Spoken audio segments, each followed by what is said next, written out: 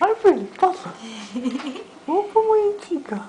Papa, iubita de tati, da. Nu-ți place? Hai că mami ți-a făcut ceva bun acolo. Cum să nu-i placă? Place, dragă mama. Papa, ce răstai, ia gâ, mama, gâ. Așa, mai, așa. Așa, iubita de tati. Papa, cu el. Hai, gurița mare. Aaaa.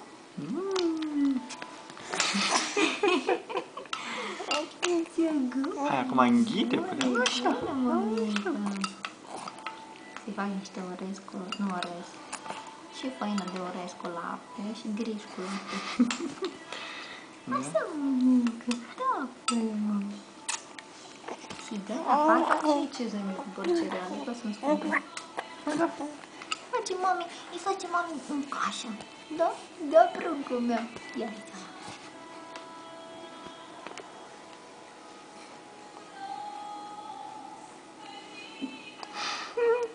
E bun? E bun, măițica? E bun? E bun. Ce mai faci? Uite, hai mai, zi ceva pentru cameră. Nu pun de bucă, nici nu pot să zic nimic.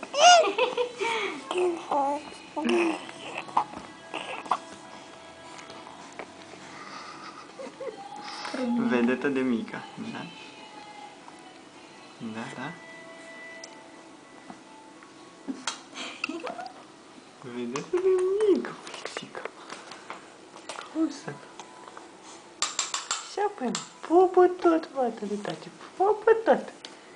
Pupă tot, iubita. Așa. Îi place, îi place. Cum să nu?